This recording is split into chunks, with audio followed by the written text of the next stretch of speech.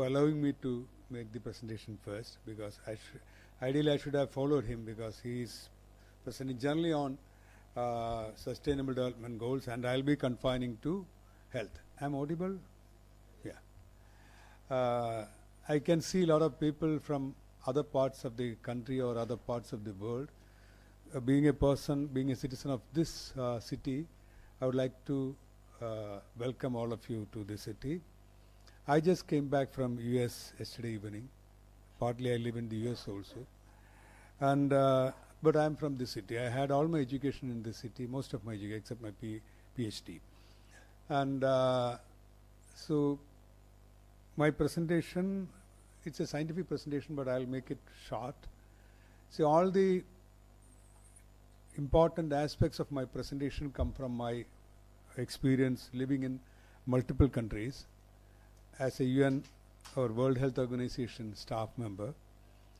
And I have lived in this city. I lived in Delhi. I lived in a city called East Timor, Dili, the capital of East Timor, which used to be the least developed country at that time when I worked there. And I lived in Switzerland, Cambodia, and now I partly live in the US. So what I have seen living in different countries and traveling to many underdeveloped poor countries, what I have seen is that people are the same everywhere. Only the environments and backgrounds and genetics make them different. So I am trained as a medical doctor. I don't sit and practice in a clinic these days. I was with WHO. I did my specialization in public health. Being a doctor, my religion is healing, where you cannot divide people. I have seen as a medical student blood being transfused from one religion to another. When you never ask the religion, you ask only the blood group. So that's my religion. That's what I practice also. All other aspects are there. I also have a political position. I was an assembly candidate in the last assembly election of Kerala, and I have my political position. And these positions are can be based on your beliefs or situations, or even can be opportunism. That is there. And coming to my presentation proper, we should have discussed what is sustainable development goal first. I know most of you are aware of it, but I'll be dealing with only the health part of it. Can I have the first slide?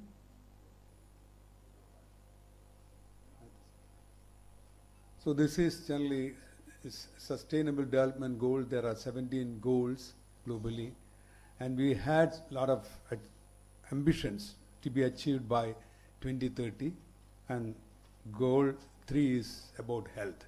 Next slide. And it focuses on ensuring healthy lives. We all know about it.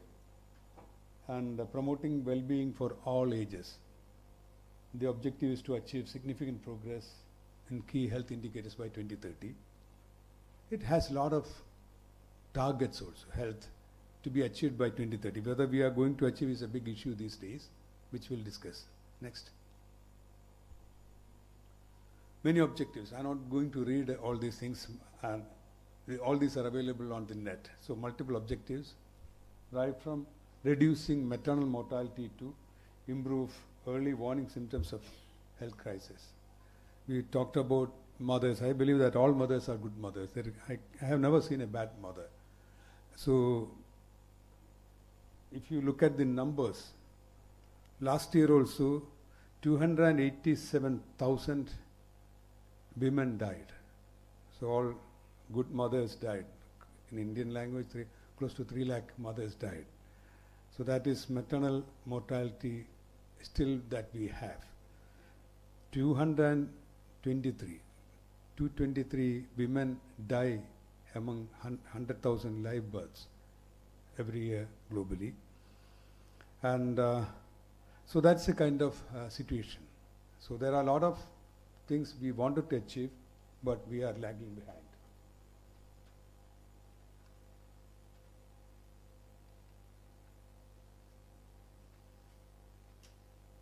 Who is operating? You are operating or I am? There are a lot of targets also, which means it's a serious thought how to improve health. A lot of targets to be achieved by 2030. Next.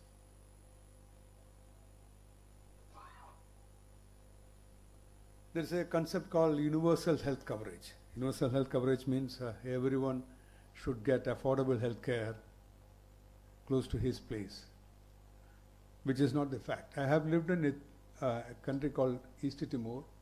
I told you that was least developed country, which had no systems when we were there. Here, one snake bite death in our country or even in my city or my state becomes a huge news, becomes a big problem, somebody dying due to a snake bite. In East Timor, that was common because you had to prevent, you had to escape from snakes.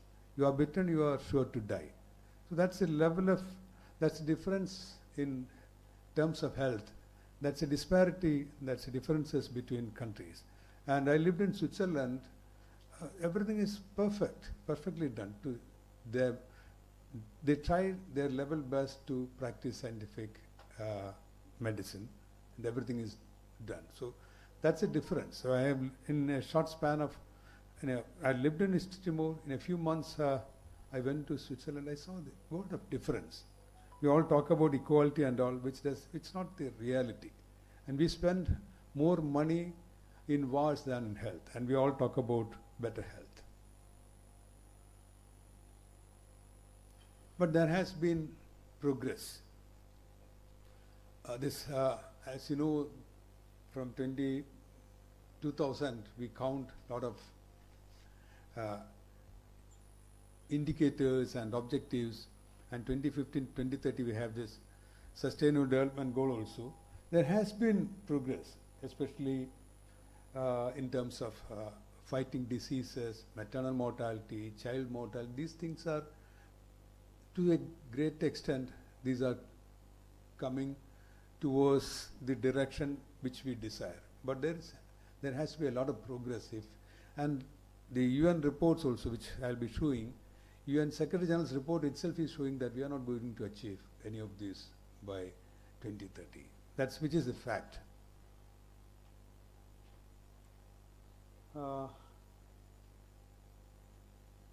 And COVID was one of the issues which was preventing our progress towards our goals. WHO estimates 80,000 to 180,000 healthcare workers would have died during COVID days. So this has affected, COVID has affected all dimensions of life, but it's not, COVID alone is not the culprit.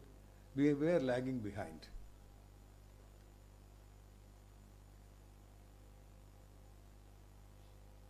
So there are many challenges in achieving Sustainable Development Goal 3 objectives and targets. Maternal mortality, I told you, difficult, very difficult, especially in Sub-Saharan Africa and South Asia. Maternal mortality, even in India, we are showing improvement, but there are undesirable or unwanted deaths among mothers and even among kids. Non-communicable diseases is becoming a big problem. Earlier we were fighting with communicable diseases, but still it's a big issue. Can you imagine the number of people getting tuberculosis, which is the biggest infectious disease killer globally? In Indian terms, it is more than 1 crore. 1 crore people get TB globally every year, or more than 10 million, of which 25% is in India. Every year, 27 lakhs or 2.7 million, 2.6, 2.7 million people in India get tuberculosis, which has complete cure, which is theoretically completely curable, but people get it. So medicines alone cannot cure diseases. There are a lot of other social determinants which we need to address.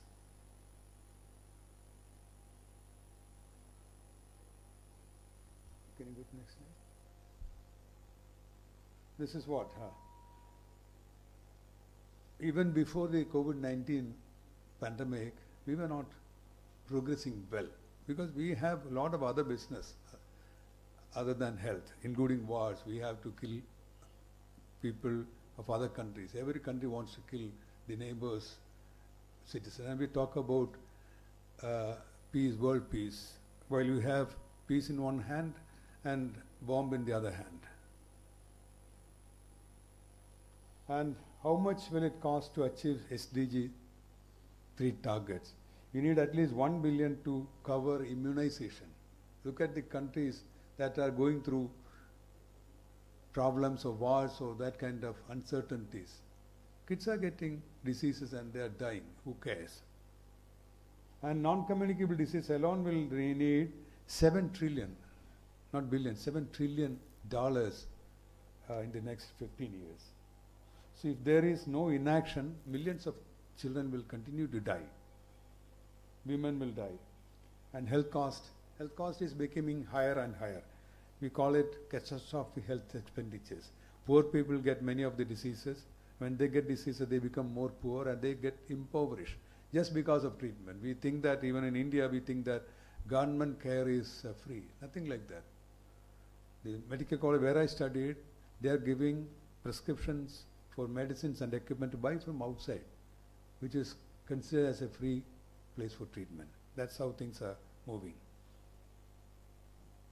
The way forward is always we talk about global collaboration, which is happening to some extent. During COVID, we saw how much money we could mobilize to address a disease, because that was not, COVID was a virus that was not looking at the religion or geography. It was killing everyone. Then people united. All international organizations united, and we had enough money even to come up with a vaccine in a few months. Increase investments in health systems. See, India, we are boasting about our progress. Of course, we have a lot of progress. And that didn't happen one day, it happened in last several decades after independence. But still we spend less than 2%, around 2% in our health, 2% of GDP in health. Whereas America spends 16-17% of their GDP in health. So you spend something and you see the results. If you don't spend, you see the wrong result. And of course, strengthening primary care. There are people, even this city, the capital city of the most literate state of India, where people don't get care, primary care. And primary hospitals, even the private sector is being replaced by huge tertiary care, quaternary care, 5-star hospital. And we need to have better collaboration, better healthy living styles, all those things are there. And invest in research and development. All these things were happening. That was the positive side effect of COVID. COVID is the only one thing that in the recent years united the world and people wanted to help one another. And COVID is gone and there is war and there is enmity growing. Next. And these are the sites now where you can get all the information. So I got all the information which is available for anyone. Next. Thank you.